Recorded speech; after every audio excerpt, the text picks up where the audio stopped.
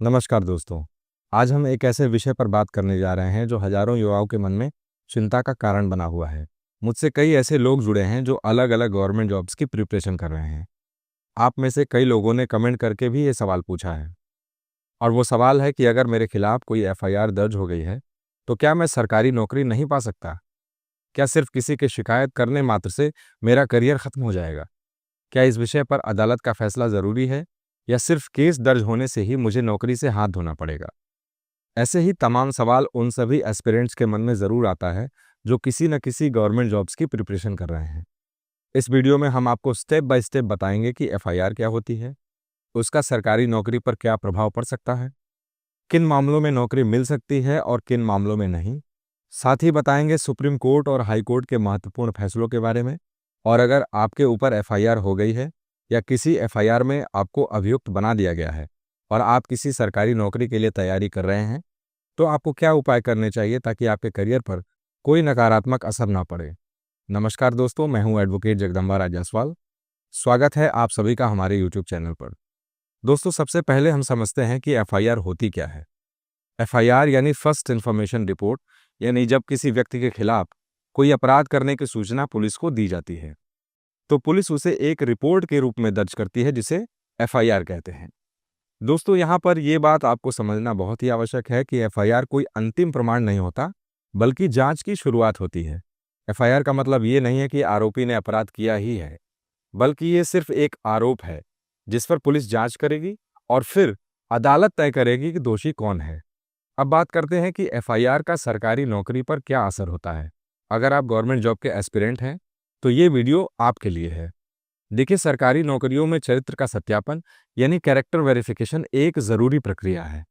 इस प्रक्रिया में कंसर्न डिपार्टमेंट जिसमें अभ्यर्थी का सिलेक्शन हुआ है उसके बारे में पुलिस से पूछा जाता है कि उस व्यक्ति के खिलाफ कोई आपराधिक रिकॉर्ड तो नहीं है। अगर पुलिस रिपोर्ट देती है कि उस व्यक्ति के खिलाफ कोई एफआईआर दर्ज है या कोई मामला विचाराधीन है, तो नियोक्ता यानी भर्ती करने वाला विभाग उस बात को ध्यान में रखकर निर्णय ले सकता है। दोस्तों, महत्वपूर्ण सवाल यह है कि क्या सिर्फ एफआईआर दर्ज होने मात्र से अभ्यर्थी को नौकरी नहीं मिलेगी? तो इस सवाल का जवाब है, हर मामले में ऐसा नहीं होता, क्योंकि सुप्रीम कोर्ट ने भी कहा है कि सिर्फ एफआईआर दर्ज होना यह सिद्ध नहीं करता कि व्यक्ति दोषी है। अब हम बात करते हैं कुछ महत्वपूर्ण सुप्रीम कोर्ट के फैसलों की। पहला केस है Avtar Singh versus union of India. इस केस में सुप्रीम कोर्ट ने विस्तार से बताया है कि किस स्थिति में नौकरी दी जा सकती है और किस स्थिति में नहीं। इस केस में कोर्ट ने कहा कि अगर किसी व्यक्ति के खिलाफ एफआईआर दर्ज है लेकिन वह गंभीर अपराध नहीं है, या वह व्यक्ति बरी हो चुका है, या फिर आरोप झूठे या राजनीतिक बदले की भावना से लगाए गए हैं, तो ऐसे व्यक्ति को नौकरी से वंचित नहीं किया जा सकता। लेकिन अगर आरोप गंभीर हैं, जैसे हत्या, बलात्कार, भ्रष्टाचार या नैतिकता से जुड़े अपराध, और मामला अभी कोर्ट में लंबित है, तो विभाग निर्णय ले सकता है कि उसे नौकरी दी जाए या नहीं। दूसरा मामला है कमिश्नर ऑफ पुलिस वर्सेस मेहर सिंह। इसमें सुप्रीम कोर्ट ने कहा कि पुलिस जैसी सेवा में जहां चरित्र और विश्वास अत्यंत आवश्यक है, वहां पर भर्ती अधिकारी को यह अधिकार है कि वह व्यक्ति के आपराधिक इतिहास को देखकर निर्णय ले सके, भले ही वह सिर्फ एफआईआर स्तर पर ही क्यों ना हो। तीसरा मामला है union territory Chandigarh versus Pradeep Kumar. इसमें कोर्ट ने कहा कि अगर अभियुक्त को बरी कर दिया गया है लेकिन बरी होने का आधार गवाहों को डराना, समझौता या तकनीकी खामी हो, तो विभाग स्वतंत्र रूप से यह निर्णय ले सकता है कि वह ऐसे व्यक्ति को नौकरी दे या नहीं। तो दोस्तों, इन फैसलों से यह स्पष्ट होता है कि एफआईआर दर्ज होना ही नौकरी रोकने का आधार नहीं हो सकता, बल्कि यह देखा जाता है कि एफआईआर किस तरह के अपराध से जुड़ा है। क्या वह व्यक्ति दोषी ठहराया गया है? क्या केस झूठा या दुर्भावनापूर्ण है? क्या नौकरी की प्रकृति ऐसी है जिसमें चरित्र अत्यंत महत्वपूर्ण है? दोस्तों, अब बात करते हैं कि अगर आपके खिलाफ एफआईआर दर्ज है तो क्या आपको नौकरी से बाहर कर दिया जाएगा या भर्ती रोकी जा सकती है? तो इसका जवाब है हाँ। अगर एफआईआर गंभीर प्रकृति की है और केस अभी विचाराधीन है, तो भर्ती बोर्ड या विभाग आपको नौकरी देने से मना कर सकता है। लेकिन क्या होगा अगर एफआईआर में आरोप सामान्य प्रकृति के हैं, जैसे झगड़ा, आपसी विवाद, आईपीसी या बीएनएसएस की छोटी धाराएं, और आपने उस मामले में कोर्ट से डिस्चार्ज या अक्विटल ले लिया है, तो आप उस नौकरी के पात्र माने जा सकते हैं। दोस्तों, आगे की वीडियोस में हम डिस्चार्ज एप्लीकेशन और अक्विटल जैसी महत्वपूर्ण विषयों पर भी बात करेंगे। इसलिए अगर आप हमारे वीडियो को पहली बार देख रहे हैं तो हमारे चैनल को सब्सक्राइब करके हमसे ज़रूर जुड़ें, ताकि कानूनी विषयों की सभी जानकारी आप तक आसानी से पहुंच सके। आइए अब आगे समझते हैं। दोस्तों, यहाँ यह जानना जरूरी है कि भर्ती के समय आपको अपने आपराधिक मामले की जानकारी देनी होती है। अगर आपने एफआईआर या आपराधिक केस की जानकारी छिपाई तो चाहे आप बाद में बरी भी हो जाएं, फिर भी आपको नौकरी से निकाला जा सकता है। यह बात सुप्रीम कोर्ट ने Devendra Kumar versus state of UP में साफ साफ कहा है। हालांकि कुछ विशेष मामलों में आप इसके लिए हाई कोर्ट में भी जा सकते हैं। इसलिए अगर आपके खिलाफ कोई केस दर्ज है तो सबसे पहले उस केस की सच्चाई जानें। क्या वह गंभीर अपराध है या हल्का मामला? क्या आप दोषी ठहराए गए हैं या बरी हो गए हैं? क्या आपने सब जानकारी सही सही भरी है या नहीं? दोस्तों, अब बात करते हैं कुछ विशेष परिस्थितियों की। अगर आपके खिलाफ एफआईआर दर्ज है और आप सरकारी नौकरी के लिए आवेदन कर रहे हैं तो आपको निम्नलिखित बातें ध्यान में रखनी चाहिए। आवेदन फॉर्म में सभी जानकारी ईमानदारी से भरें। एफआईआर, केस नंबर, थाना, तारीख, क्या फैसला हुआ, सब बताएं। जानकारी छिपाना नौकरी के लिए नुकसानदेह हो सकता है।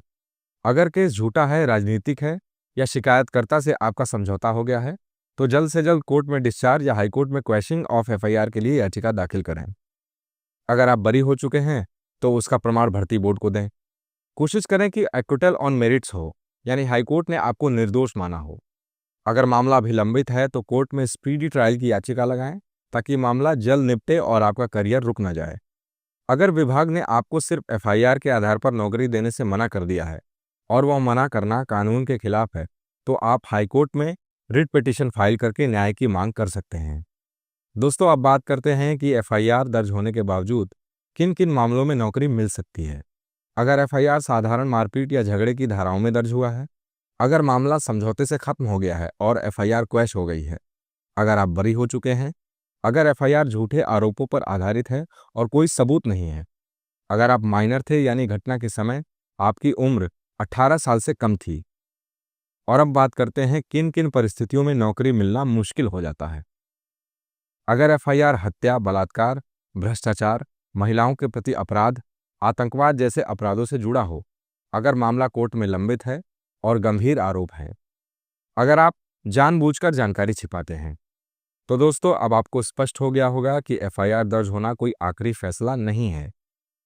एफआईआर सिर्फ एक शुरुआत है और जब तक कोर्ट दोषी नहीं ठहराता तब तक आप कानूनी रूप से निर्दोष माने जाते हैं। लेकिन सरकारी नौकरी की प्रक्रिया में चरित्र, नैतिकता और भरोसे का भी बहुत बड़ा महत्व होता है। इसलिए उस एफआईआर का असर तभी होगा जब मामला गंभीर हो या जानकारी छिपाई गई हो।